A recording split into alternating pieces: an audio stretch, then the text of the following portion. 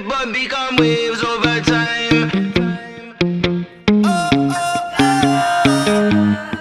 Welcome to the Ripple Effect of Paying It Forward, a podcast brought to you by the African Woman Entrepreneurship Cooperative. Doing good is good for business. Corporations are forced to do good.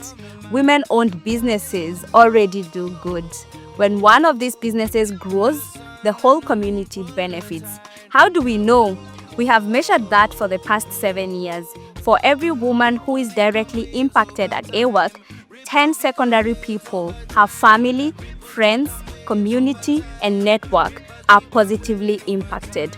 These women are creating ripple effects in their communities. Every day, their businesses paid forward through mentorship, building thought leadership, training other women, and launching community initiatives. Join us as we uncover how your pebbles can cause lasting ripples. Adaptability is key in business, and sometimes pivoting is necessary for survival and growth. In this episode, our guests will share pivotal moments of their business journey, the challenges of shifting direction, and strategies to confidently embrace change.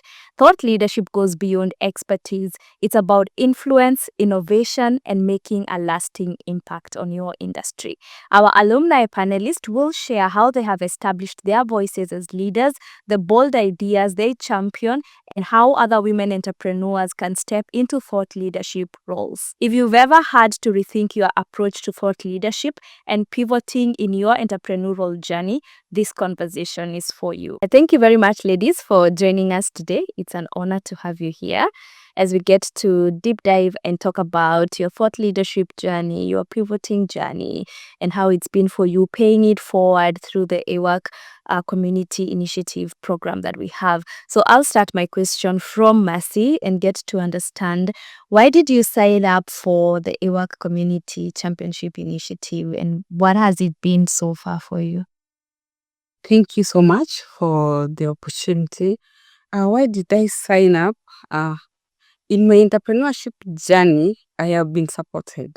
I've stood on people's shoulder for me to be able to get where I am, including having gone through the AWORK program. And for me, when that opportunity presented itself, it was a time for me to give back to my fellow entrepreneurs, be able to support my fellow business ladies, and give back to the entire community, which is Kenya. So yeah, that is why I basically signed up. Okay, Priska, why did you sign up? So for me, I think it was a combination of two issues. One, I love to train. I love to learn and then share what I've learned with others. And then secondly, it was an opportunity for me to grow AWORK's footprint. I think I'd benefited so much from the community.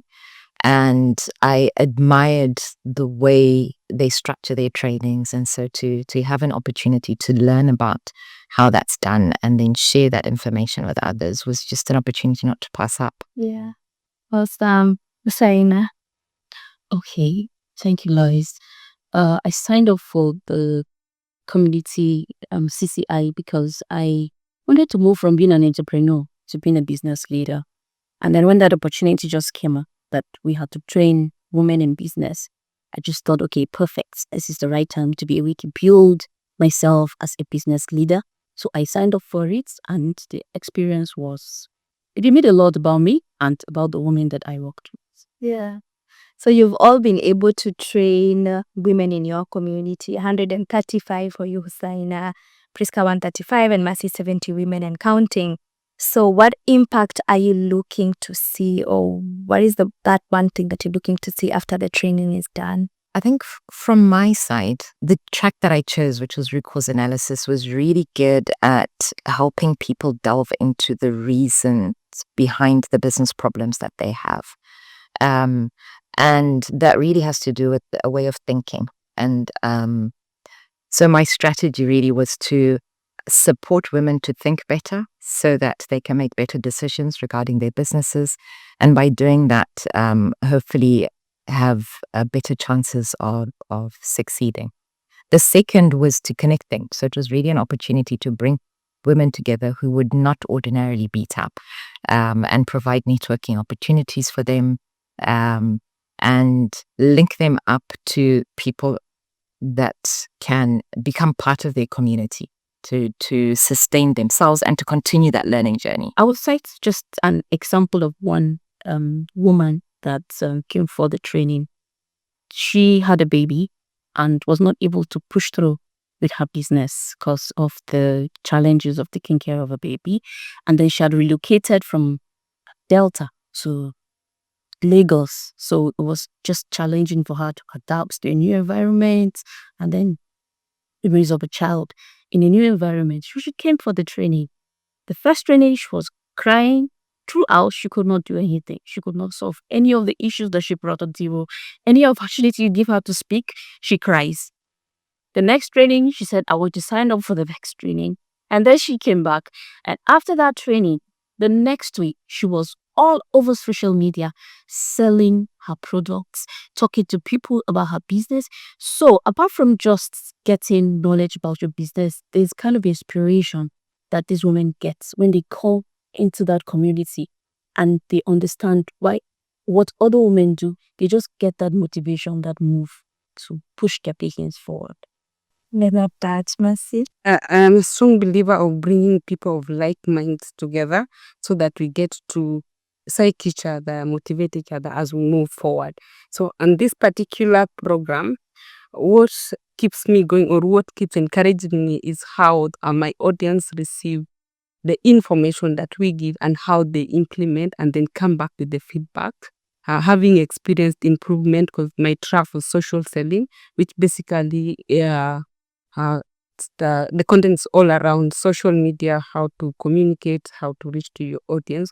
So once we've given them the tool, when we go back to them, I realize that they are actually now able to have data as far as their marketing activities are concerned. And quite a number of them are using the data constructively in terms of getting to tweak the content that they get to have.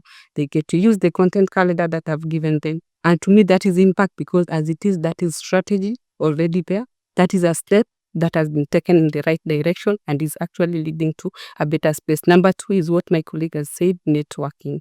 Because I majorly deal with bakers. So in that space, they get to understand, yeah, we are in the same industry, but we are collaborators, we are partners, and we get to support each other. So that is also an impact that I've literally seen the last few days that we've been doing this. What I love about the work that we were doing is that we were putting very tangible tools into the hands of the participants. And so people were not leaving with theoretical knowledge, but you actually had tools that you can go and implement in your business. And I think that is that's huge because a lot of what entrepreneurs will then struggle with is, how do I do something? Which is what the workshops were about. It was giving you the tools and then showing you how to use those tools so that you can actually use those tools for yourself. If it was a content calendar or the 5 Whys tools or whatever track that people are engaged in. And I think that's massive. That's practical help. And I think that's the sort of help that African entrepreneurs need. Good job, ladies, on that, and I wish you all the best. Thank you. Yeah, so I will go into pivoting, and so we want to hear, why did you pivot and why did you make a decision to pivot? Ever since I started the journey of entrepreneurship, at the back of my mind, I knew I want to empower. I want to empower people. I want to empower Kenya. But it was not clear who are these people. So when I got into the baking and cake decoration industry, I do celebration cakes. I will be part of your family as you celebrate that milestone. But now I decided to take it a notch higher. I'm not only a part of your family coming to pick money as you celebrate, but also how do I help you get the money as a family, as a stay-at-home mom, as an aunt, as a sister. So this one is what motivated me to go out there. Now that I have the craft of baking and cake decoration, why not train people so that they're also able to bring money to the table to earn something for their family? But now, having been an expert in digital marketing and having gone through several accelerator programs, all these skills, too much is given, much is expected. So I think all this, I put them all together so that as I give you the hands-on craft, I also help you set up the business so that by the time we are parting ways, you're able to run your business in a professional way, you're able to know from here what next, not just a matter of training and goal. So my whole idea was about empowering my community, empowering the world, and creating impact in that space. Thank you so much. Priska, tell us about your pivoting story. Oh my goodness, I have pivoted in so many ways this year. And they're all exciting. And I think a lot of it has come out of a boldness that's grown as I've grown over the last year and a bit, and particularly with my involvement with the AWEC and all the wonderful things I've had to do as part of the AWEC community. So I'll talk about two. So the first pivot really it's connected to the training initiative. And I've done a lot of training within the education space. I'm an entrepreneur at heart, and I wanted to get into that space, but I was looking for the right time, the right opportunity, which is what the initiative provided for me. It was just the right timing and a great opportunity to do it and to associate with a brand that I love so much.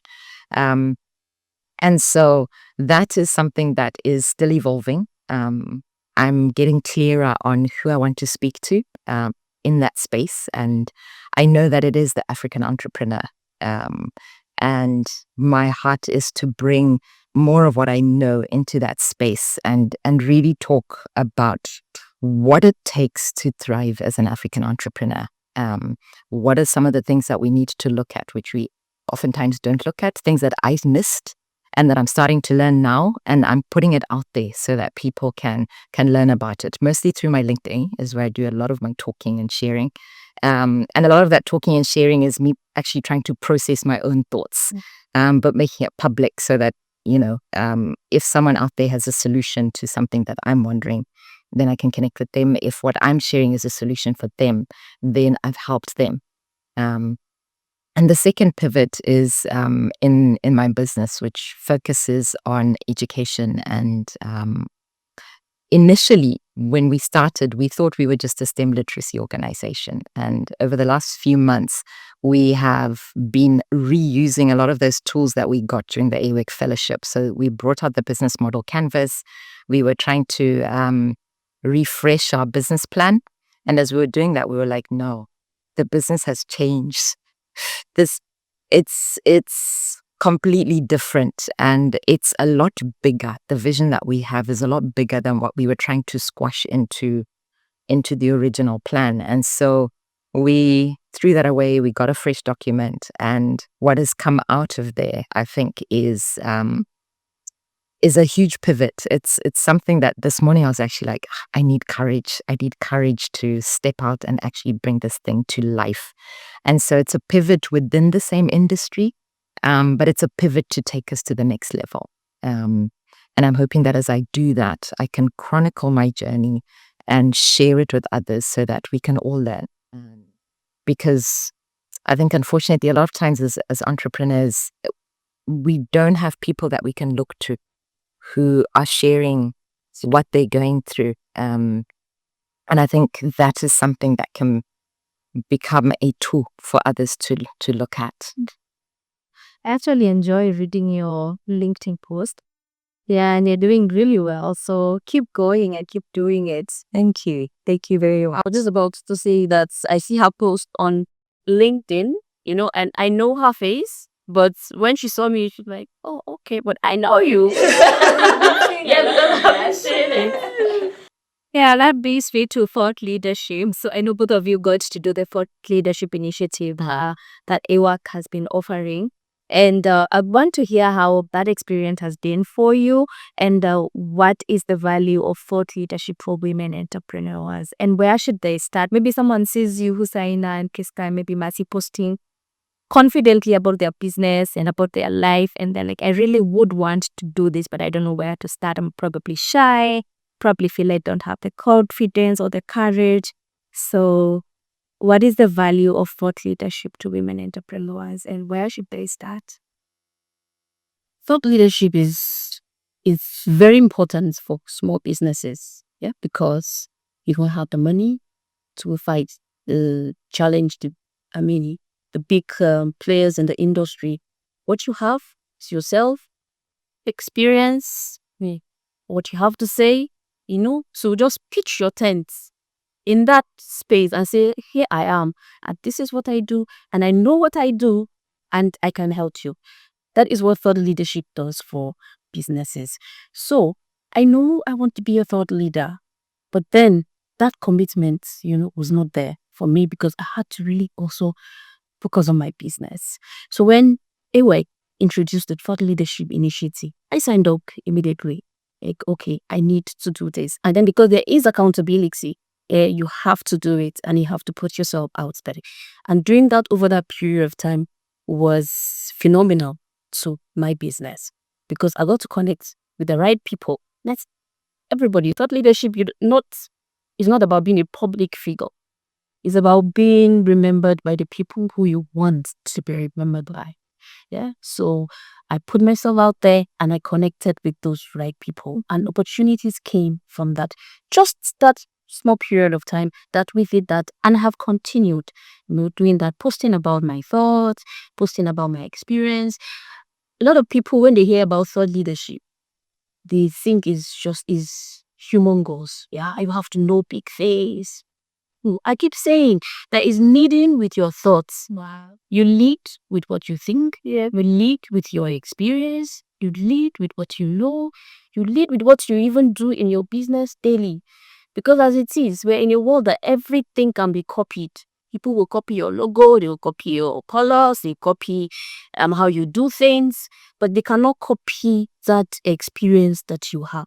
So thought leadership is very important to small businesses. And if you're out there, you just want to start thought leadership, start by posting about your thoughts. It's not thought leadership until it is out there.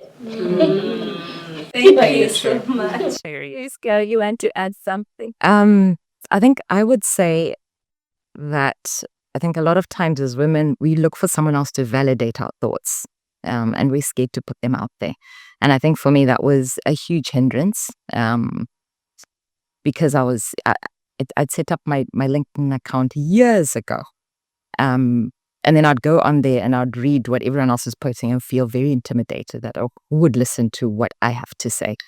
And so after doing the program last year, and realizing that, no, it's not about that. It's really about me and about sharing my experiences and my perspective, and being honest about the fact that not everyone will agree, and that's okay. And that not every post will be great, and that's also okay.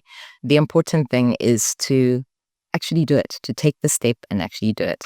And I've found it a very incredible experience, developing the habit, and it is a habit of doing it, because if you don't make it a habit, then it's not going to happen. I've had opportunities to get connected to people who've invited me onto podcasts because of the things that they've seen me post and speak about on LinkedIn.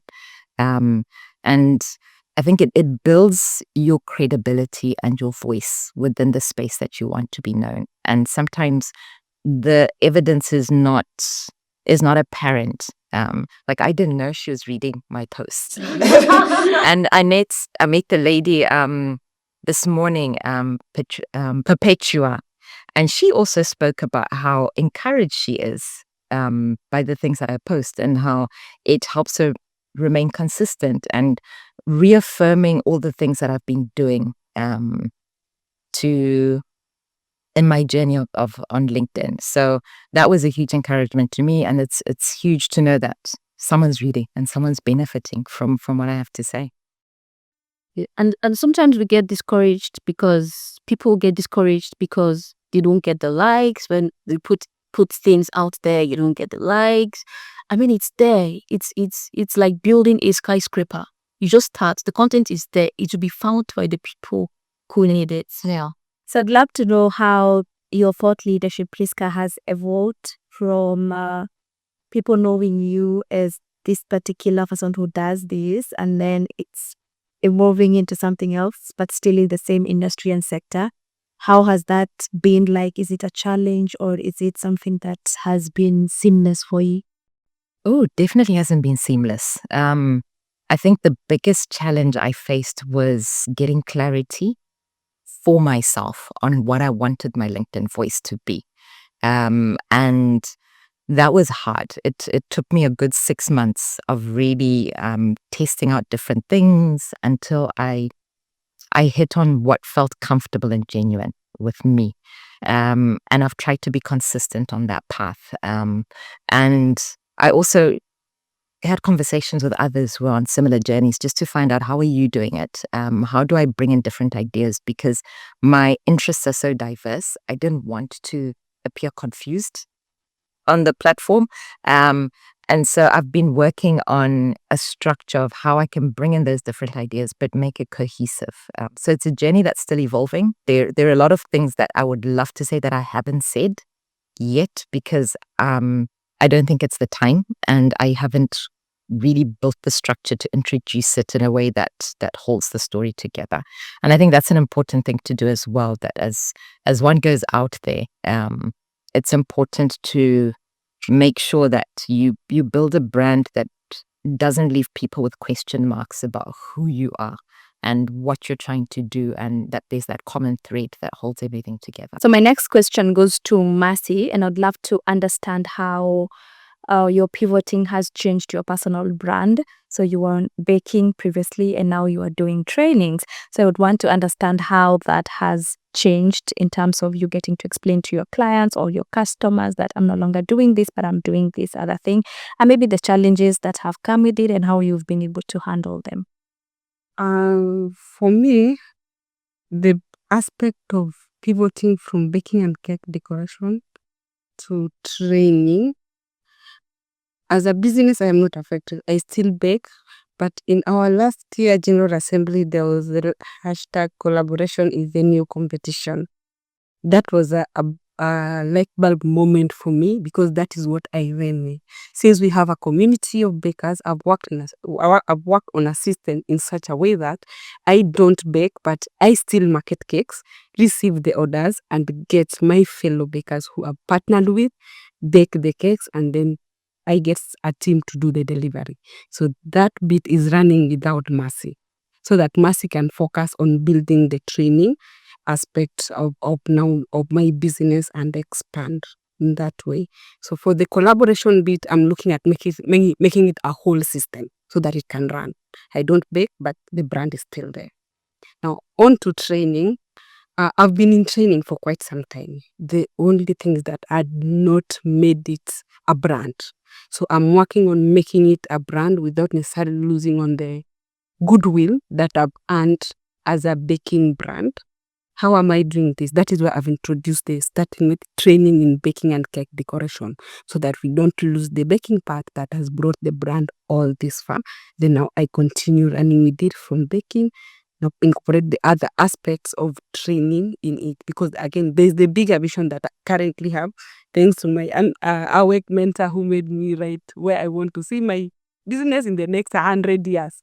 So I have 100 acres here, have 100 years from now that I'm looking at. So these are just building blocks. So in the long run, it did not change. I didn't have to do a 360-degree shift as far as my brand is concerned, but I just brought on board 2 other 3 blocks to help the building become stronger. Yes. Such a good strategy right there. Thank you so much. So as we wind up, I would want each of you to share a tip on where a woman entrepreneur who would probably be watching this, where they can start. So for Hussaina, I would want you to share a tip on thought leadership. Where can someone start as a thought leader? And then for Priska, I'd want you to share a tip on pivoting. Maybe someone is seated there thinking, where do I start? Because I want to pivot my business and I don't know where to start. And then for Mercy, I'd want you to share a tip on how someone can pay it back or pay it forward in their business. So we can start with you, Hussaina. Okay. As a woman entrepreneur, you want to get into thought leadership. There is one step for you to get into thought leadership. Just start. Choose the platform and just start sharing your ideas. You're one person away from a referral, from being recognized, from being referred, from being recommended in your industry. It starts with thought leadership. Get out there and just do it. Thank you.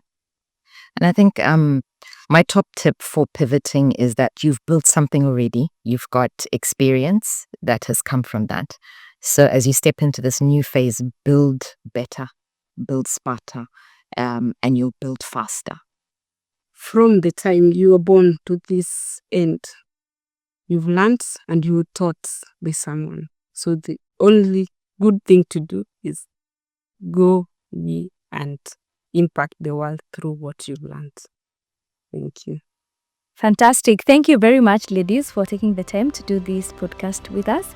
We've really enjoyed the conversation, and I wish you the very best as you pay it forward in one way or another, as you keep the ripple effect going and happening in your different ways that you're doing it.